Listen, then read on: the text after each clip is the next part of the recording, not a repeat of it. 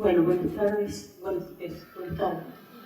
Antes que nada quiero agradecer mucho la invitación, una vez más a Mercedes Micheli por la generosidad con que me incluye en algunos espacios y a la luz de lo que escuché de las dos exposiciones anteriores y antes de volver a repetir, que para muchos debo decirles que hay un texto mío de 1800 y pico, más o menos, 1980 y pico, que se llama De interdisciplinas e indisciplinas, que es un texto que publiqué en un libro que se llama El niño y la escuela y que es curiosamente el texto más citado. Yo creo que porque tiene 2 páginas, o sea, de todo lo que yo he escrito es lo más citado, pero que en realidad inició un proceso de revisión crítica, plasmó y inició un proceso de revisión crítica sobre algo que había estado determinado ya por mi práctica desde el momento en que terminé la carrera y decidí ser, allá lejos y hace tiempo, psicoanalista de niños, pero la historia fue cambiando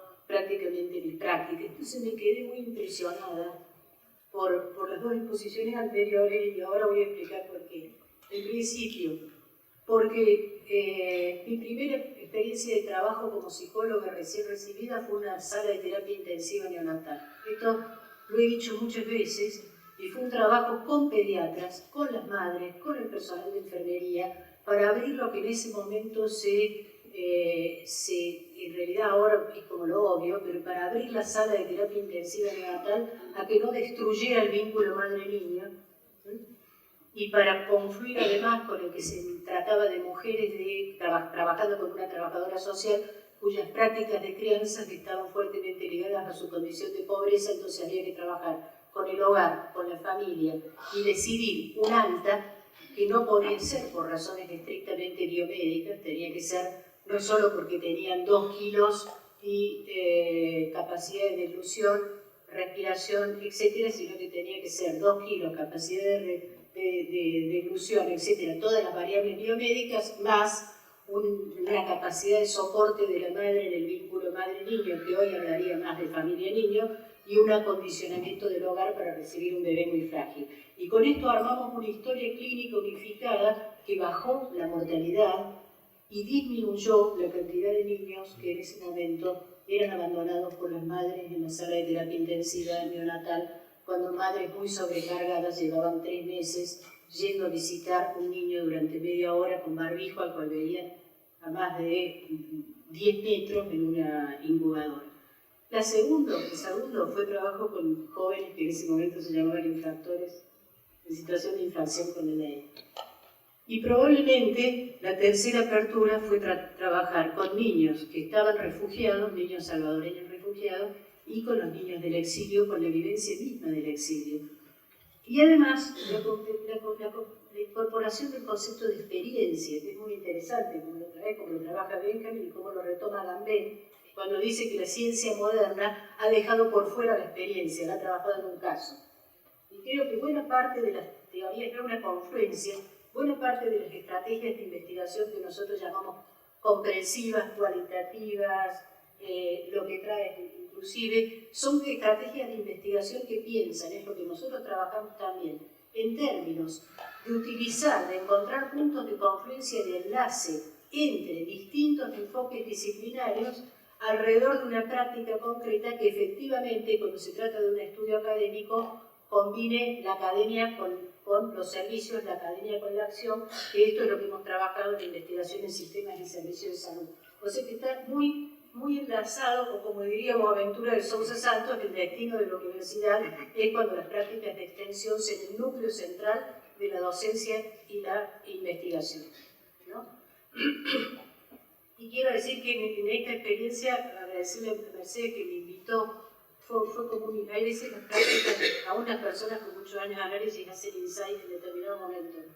Me invitó hace no demasiados años a hablar sobre los niños y el exilio y la migración, y yo le dije ese no es mi tema, porque estaba respondiendo a la académica. Claro, estaba respondiendo a la persona que investiga sobre prácticas de salud mental, etc. Y de repente se me cruzó una foto de mi hijo de 11 meses en el momento en que partíamos al exilio, y dije no es mi tema, pero es mi experiencia. Y yo con los niños y el exilio he trabajado largamente, y debo decirles que además lo que aprendí ahí es que la elaboración que pueden hacer los niños es sorpresiva, otra cuestión de Walter Benjamin, ¿no es cierto?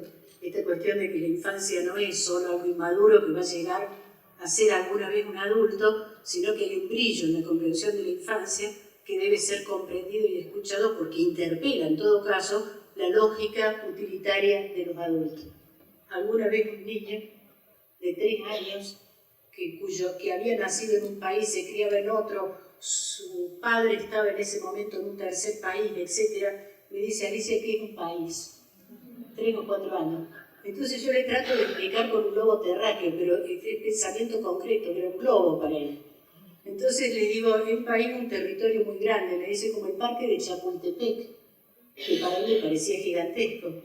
Entonces le digo: no, bueno, es más grande. Tampoco le podía decir que un país es un lugar donde todo el mundo habla el mismo idioma, porque estábamos en México y había 3 millones de personas que no hablaban español, hablaban sobre una lengua originaria.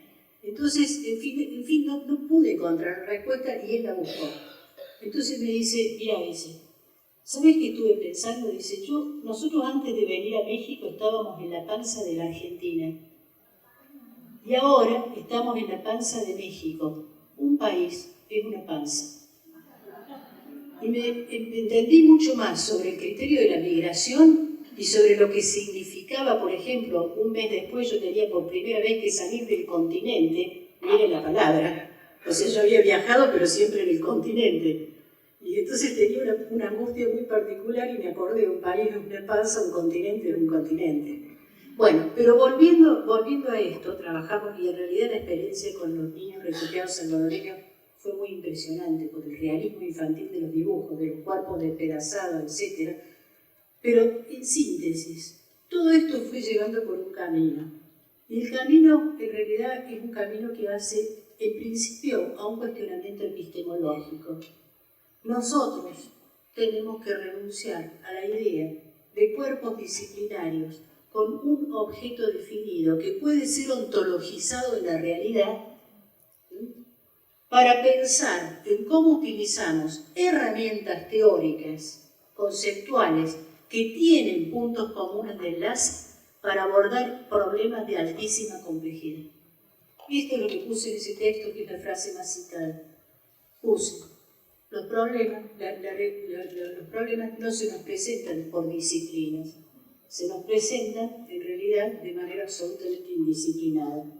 Y nosotros tenemos que construir una conceptualización común del problema que además no solo tiene dimensiones disciplinarias teóricas, sino que tiene dimensiones éticas y tiene posicionamientos, casi les diría, ideológicos. Yo suelo decir, no se puede constituir un equipo de trabajo interdisciplinario que va a trabajar con infancias si no hay por lo menos 3 acuerdos básicos. El primero es la necesidad de trabajar interdisciplinariamente, ese básico.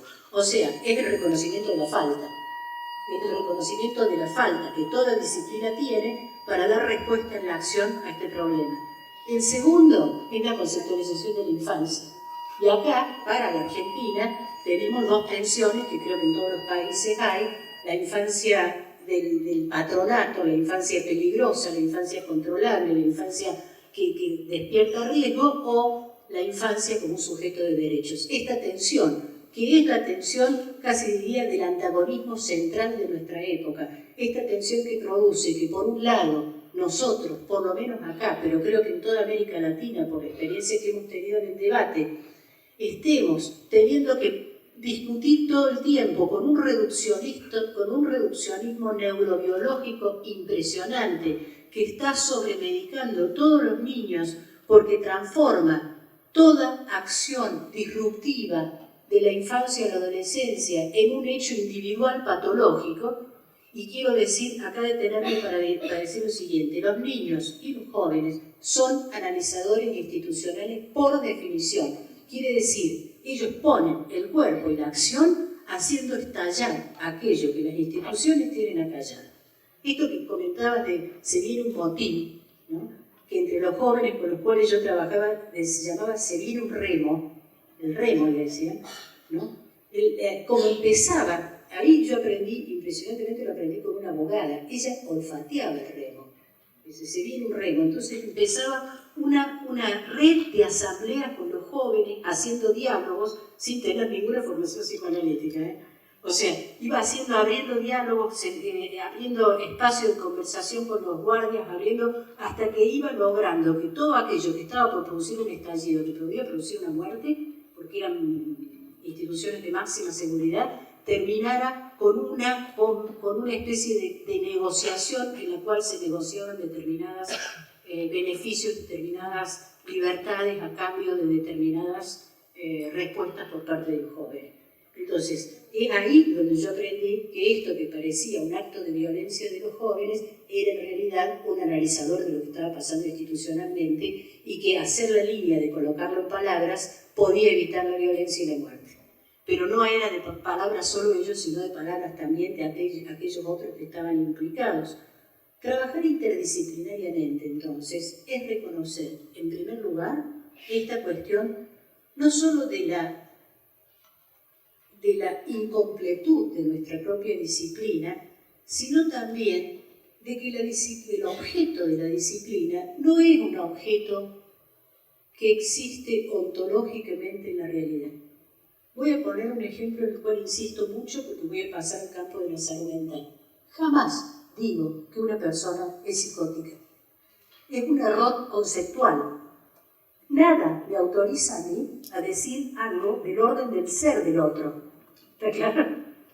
Estamos ontologizando una herramienta que es un elemento diagnóstico que crea un determinado campo disciplinario que casualmente, además, vienen siendo dos, que cuando hablan con la misma palabra no hablan de lo mismo, porque psicosis en el psicoanálisis no es lo mismo que psicosis en la psiquiatría, y devienen intervenciones totalmente distintas, que inclusive pueden ser complementarias o no. Pero lo que no podemos hacer, porque es un acto antiético, es subordinar el ser a aquello que nosotros pensamos que existe ontológicamente. Uno dice una estructura psicótica es un elemento de diagnóstico, no es lo que la persona es.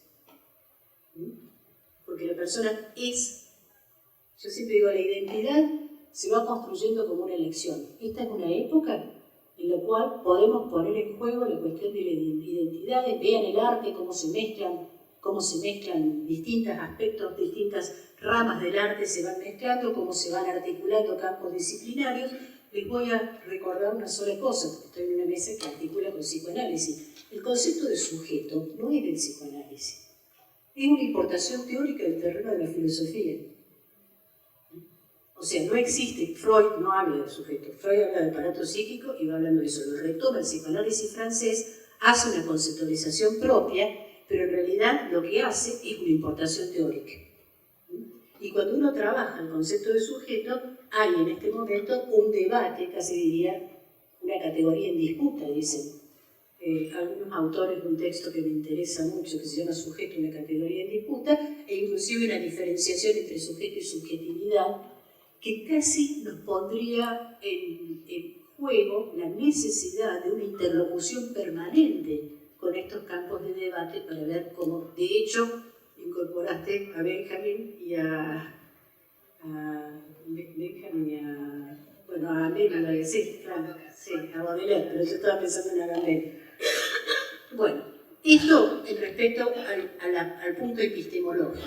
El punto epistemológico es ese. Y por cierto, voy a repetir algo que lo vengo repitiendo. El autor de esta frase, ahora murió, lo voy a citar, es el doctor Juan Sebastián Peterberg, devolviendo el diagnóstico a una paciente, la cual le estaba haciendo un certificado de discapacidad. Ella le preguntó qué quiere decir esquizofrenia paranoide, lo citó todo el tiempo últimamente, y él le contestó, es la forma en que nosotros los psiquiatras llamamos esos problemas que tenemos y con los cuales estamos trabajando. No le dijo, le pasa esto, que está. Entonces, ¿por qué digo esto? Porque inclusive tenemos que animarnos a incursionar en pensar qué es lo que podemos tomar de ese terreno que se plantea hoy como hegemónico, que es el de las neurociencias, pero que no podemos responder sin acercarnos a escuchar qué es lo que dicen. Y asombrosamente esta semana encontré el primer artículo interno dentro del propio campo disciplinario, quiere decir dentro de su propio discurso, que cuestiona la bajada lineal que se hace del concepto neurocientífico de laboratorio a la clínica. Pero lo interesante de esto es que no lo hace un psicoanalista, o no lo hago yo, que soy sanitarista y tengo una concepción compleja de salud, enfermedad, cuidado, sino que lo hace una persona del terreno mismo de las neurociencias, llamando a prevenir contra esto, y entonces nos abre el espacio para decir que, sin embargo, también podemos intervenir, podemos incorporar algo de lo que trae. ¿Cuál es el riesgo?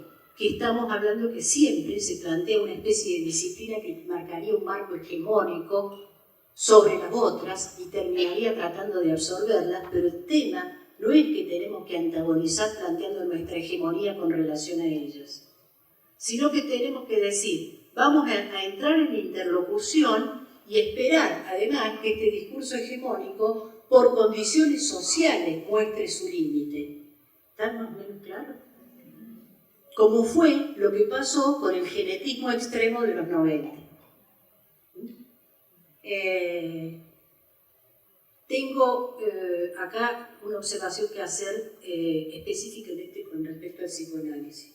Hay una corriente muy potente del psicoanálisis como respuesta a la individuación extrema, al pensarlo en términos, y también, porque esto es así, porque el psicoanálisis no existe, lo que existen son las personas que trabajan utilizando un concepto psicoanalítico y las personas, como nosotros hablamos en reflexividad e investigación, pertenecen a instituciones, transitan. Esto es lo que se necesita permanentemente de reflexionar sobre la propia práctica de producción teórica. Entonces también hay una dogmatización analítica que intenta responder, digamos que la característica es la siguiente: cuando se cruzan con un concepto que no encaja, lo que hacen es automáticamente tratar de responderlo desde adentro del psicoanálisis, hablando además de imposibilidades. En una época era imposible analizar niños, era imposible analizar psicóticos, yo soy grande, entonces ya lo vi todo. En esta época aparecen otro tipo de límites o imposibilidades. Una de las que he escuchado es la imposibilidad de trabajo interdisciplinario. Porque son ahí donde hay posibilidad de armar enlaces, encuentran antagonismos insuperables. La otra dificultad, que voy a tratar de cerrar en 5 minutos, la otra dificultad es que el trabajo interdisciplinario, lo dice Norwichini, requiere un trabajo cooperativo. El trabajo interdisciplinario es una producción colectiva, es un encuentro y es un diálogo implica el aprendizaje de otras lenguas. Yo siempre digo, un equipo interdisciplinario cuando empieza a funcionar tiene una etapa confusional, tiene una etapa donde uno se encuentra hablando como si, y diciendo, pero al final yo qué estudié, qué estoy haciendo acá, hablando como si fuera un economista, ¿no? Y sin embargo, poco a poco, hay que aceptar ese nivel de confusión, hay que aceptar que se cuestione la propia identidad. Si uno no cuestiona la propia identidad, porque uno no va a entrar a trabajar interdisciplinariamente y va a salir siendo el mismo. Es como aprender un lenguaje. Uno no va a aprender un lenguaje o una lengua y después va a ser el mismo. Algo le va a quedar. Más aún, aunque esa lengua sea el español, hay palabras que a mí me quedaron de México que me transitan la vida, digamos. O sea, me cambiaron otra forma, son otra forma de ver la vida. Cuando uno introduce otro lenguaje, primero, reconoce la limitación del propio y segundo, entra como una identidad más fluida. Y una identidad más fluida no quiere decir una identidad light. Quiere decir una identidad que acepta que la identidad es un proceso que se va transformando a lo largo de todas las experiencias de la vida, pero que tiene un hilo de continuidad. Esto es muy difícil, sin embargo, en una sociedad donde todo apunta al éxito individual.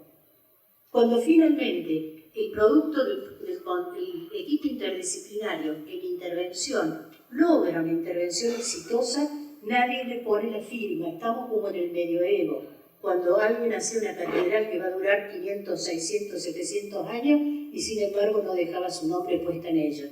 Lo que queda es el valor del colectivo, del equipo que lo hizo, y tratar de separar lo que uno aportó individualmente es realmente un recorte muy difícil. Lo segundo que es muy difícil para el equipo interdisciplinario, y entonces estamos ahí en un antagonismo de esta época, que es la producción colectiva o la individuación absoluta.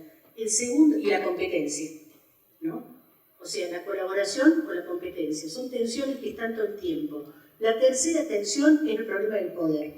Los equipos interdisciplinarios de trabajo en salud, por ahí los de investigación tiran un poco menos, pero los que están en el terreno tienen el problema de que ahí no hay disciplinas, hay profesiones y por lo tanto hay corporaciones. Y las corporaciones tienen pugnas de poder muy importantes que se manifiestan en el equipo interdisciplinario y se manifiestan en las políticas, por ejemplo, quién puede ser el jefe de, quién puede dirigir un servicio, etc. Les voy a decir una cosa, un equipo interdisciplinario tiene coordinación y el coordinador es una persona que trabaja como el interfase, facilitando los diálogos, no es un jefe. Los equipos interdisciplinarios no tienen jefes, pero ¿quién tiene el liderazgo del equipo interdisciplinario? Eso es móvil y lo define el problema. Con la misma persona en el momento de la internación aguda, por ejemplo, el liderazgo lo puede tener en el equipo interdisciplinario el psiquiatra. En el momento de la externación, el centro de salud y la trabajadora social y las personas que van a tomar el tratamiento externo. Esto se va desplazando, no sé. Y estoy hablando acá de liderazgo, no de jefatura, que es una verticalidad que no tiene. Entonces, esto choca muchas veces con la forma en que están organizados los servicios, que están pensados en términos de jefatura y autoridad vertical, muy tomados de los modelos de los ejércitos.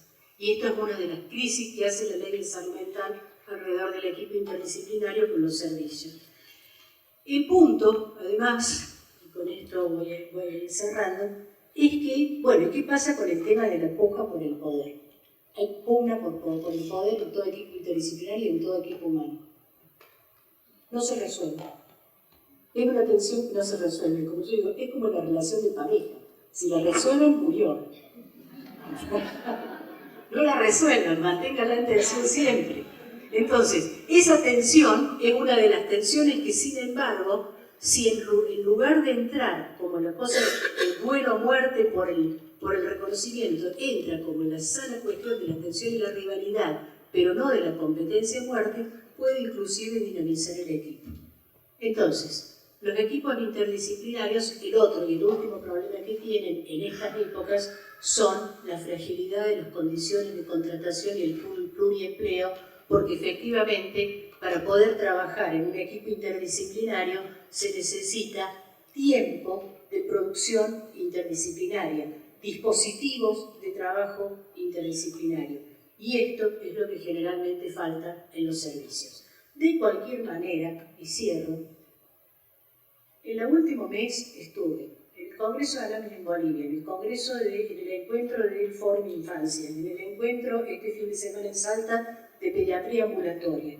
Y hay algo que me parece muy interesante. Cuando se produce el encuentro, en estas épocas son encuentros muy vitales. La gente participa, se preocupa, se interesa, uno siente una cuestión de aproximación entre los que estamos, y estoy hablando de todos los encuentros, salvo el de Alames, en el cual el eje central fue la preocupación por la infancia pensada como lo estamos pensando acá. Entonces, tenemos potencia. No voy a sostener un discurso descalificador. Tenemos potencia en un momento de muchísimo riesgo. Veamos cómo se resuelve. Gracias.